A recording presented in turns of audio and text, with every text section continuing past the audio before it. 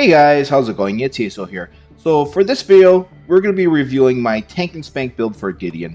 And really this is just an overall balanced build for Gideon. It has some damage to cooldown reduction. Actually, let's just get into it right now. You're looking at 204.5 energy damage, 20% cooldown reduction, 0.6 mana regen, 154 energy and physical armor, and plus an additional 1500 HP.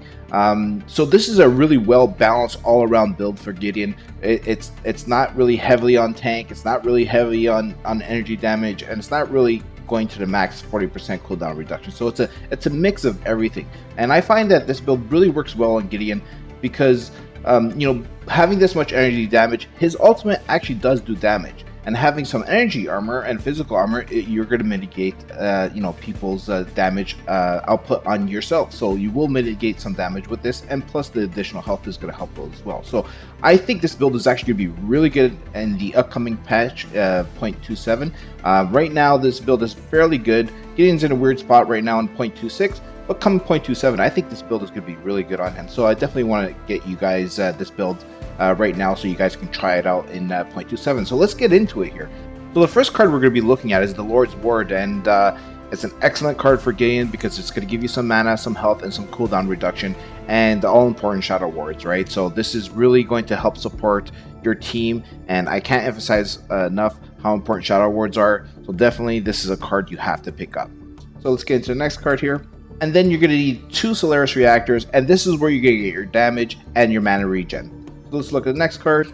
You're going to need 2 Staff of Adamants, and this is where you're going to get your health and then also your energy damage. And your next card is going to be Quantum Casing, again, so this is where you're going to get your physical armor and more cooldown reduction. This is an excellent card, guys, and the equivalent to that on the energy armor side is the Ether Weave Mesh, and again, some more cooldown reduction. So those are pretty much all the cards you need in order for this build to work. So let's get into it and take a look at how you would build this out.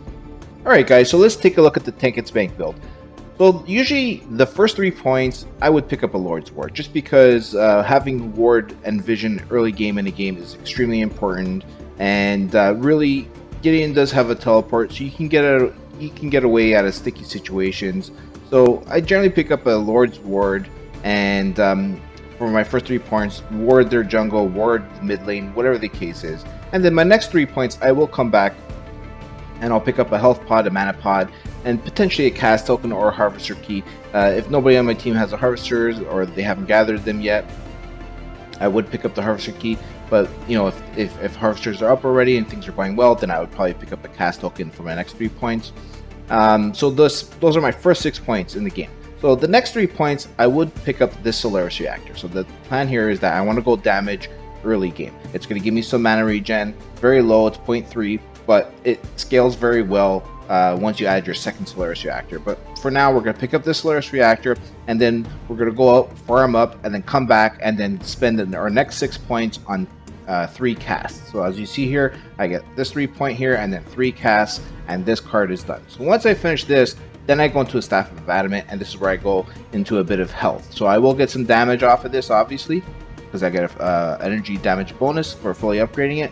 But my next 9 points is going to be going into this particular Staff of Adamant, right? So I'm going to get this, get 3 healths, 2 point healths, and fill this out.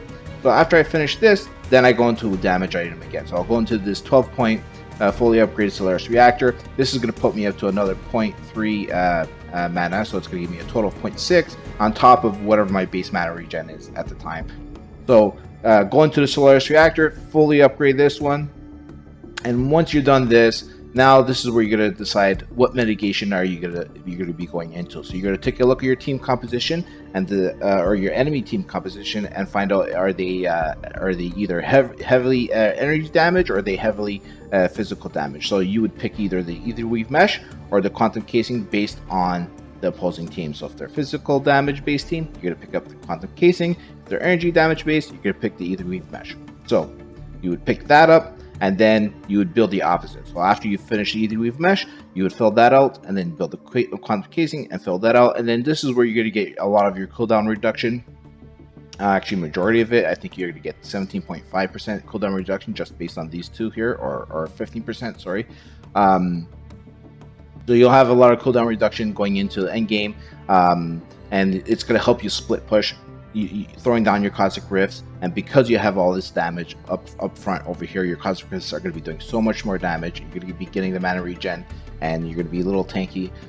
So you're going to be in a good spot here. So after you finish these two, then you have the last card here is the Staff of Adamant. So you have two options here, guys. So if your team is so say if it's an even game near end game, and you actually value the wards and you want to keep wards, then don't discard this Lord's Ward. Just put these upgrades into the Lord's Ward, right? Because the Lord's Ward does have health. You'll be able to use these the 2 greater health and 1 lesser health into the Lord's Ward, and you'll still be able to keep the wards for your team. If your team is doing very well and you guys are almost closing out the game, then you could pretty much discard the Lord's Ward and then go into a Staff of Adamant and then put these upgrades. And this will give it'll just give you a bit more damage to go into endgame. So that's pretty much the build, guys. So hopefully this helps you all, and hopefully it works well for you. Any comments and suggestions down below, I definitely listen to those. Let me know if the build works out for you guys and how you like it, and comment and subscribe as well. Thanks a lot, guys. Have a good one. Take it easy.